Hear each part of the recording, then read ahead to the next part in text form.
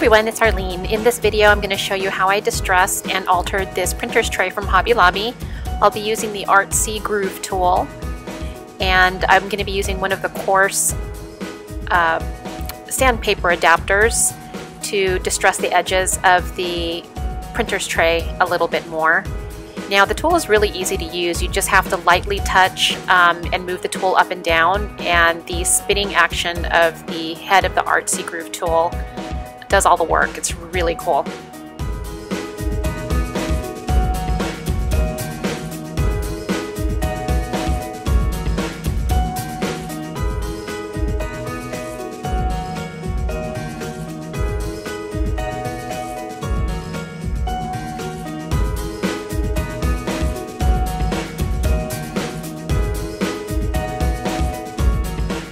Use a paintbrush to gently remove the dust.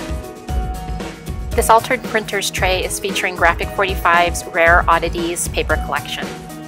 I'm using a ruler to measure the openings on the printer's tray so I can trim the design paper down and fit them nicely into the tray. Here I'll be incorporating some of the journaling and ephemera cards into the design.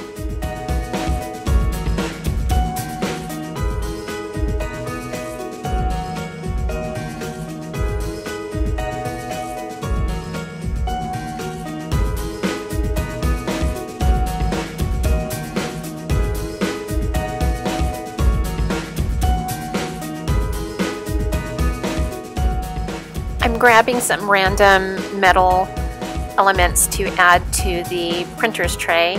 Here you'll see I'm incorporating some of the Graphic 45 staples, metal staples, and also some of the chipboard pieces from the Rare Oddities collection. I like to add chipboard to the back of my photos when I alter a project or create a layout. This makes sure to give the photo some stability, but it also gives it a little bit of a boost. I'm using the pink sandpaper adapter and the groove tool to smooth down the edges of the chipboard pieces, and it works really well. I'm grabbing more random metal elements from my stash to add to the design.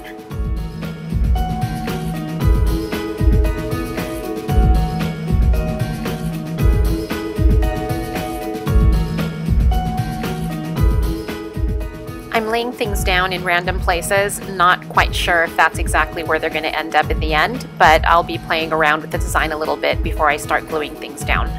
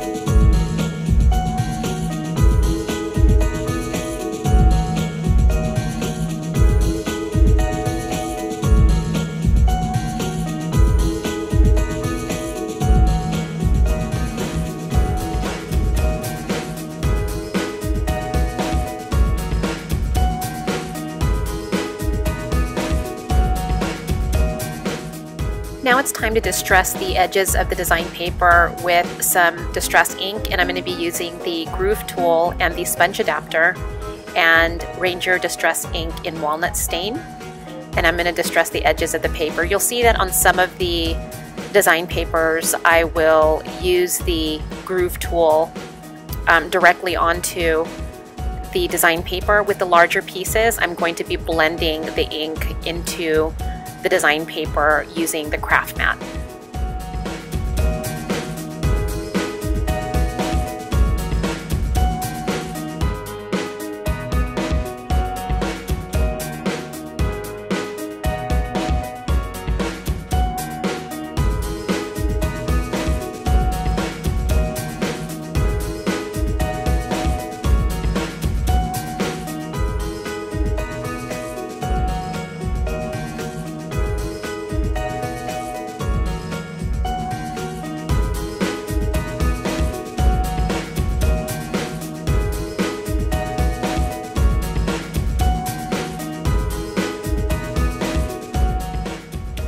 Now I'm going to start gluing things down. I'm using my Scotch 3G adhesive tape runner to adhere most of the elements down here. And here I'm using the groove tool again to create a darker etching of ink.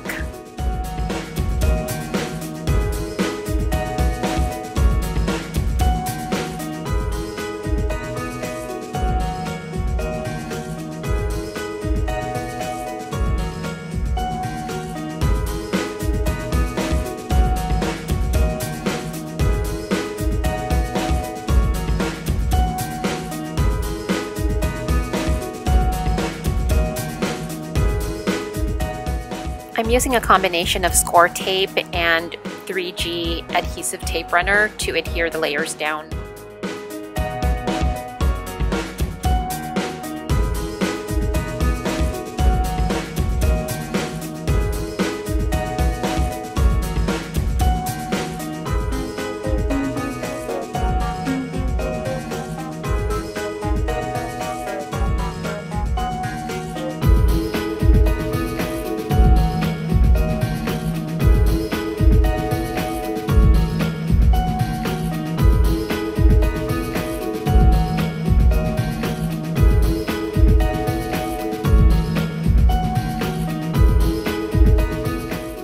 You can use the coarse sandpaper adapter and the groove tool to distress the edges of your photos. It works really well. I like how it came out.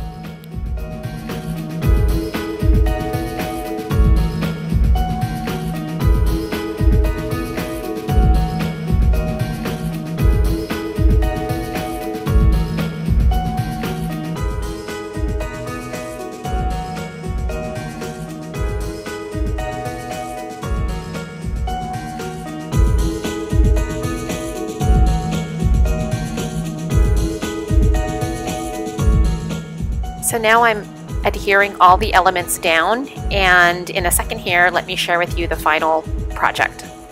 So here is the completed altered printer's tray. It was really super fun to make. So I have a whole bunch of metal embellishments as well as the metal staples from Graphic 45, and the paper collection that I'm using is Rare Oddities. Super fun collection. I used the journaling and ephemera cards and some of the 8x8 papers, as well as some of the 12x12 to capture some of the sentiments, like this one here, "You are a rare oddity."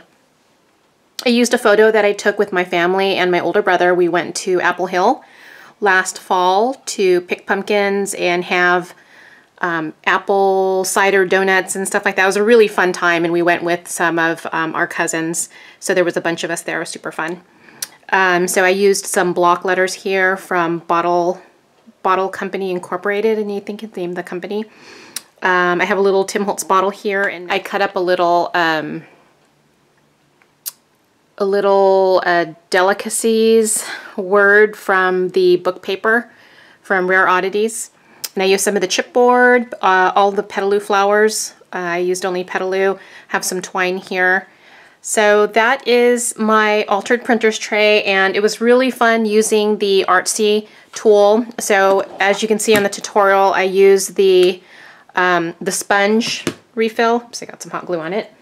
And then I also used 2 of the sanding parts that go with the tool. So this pink one here is a little bit of a smoother sanding tool. So I used that to smooth the edges of the chipboard pieces. And then this rough one, it's a little bit more coarse. I use that to distress the edges of the printer's tray. As you can see here, it's like super distressed.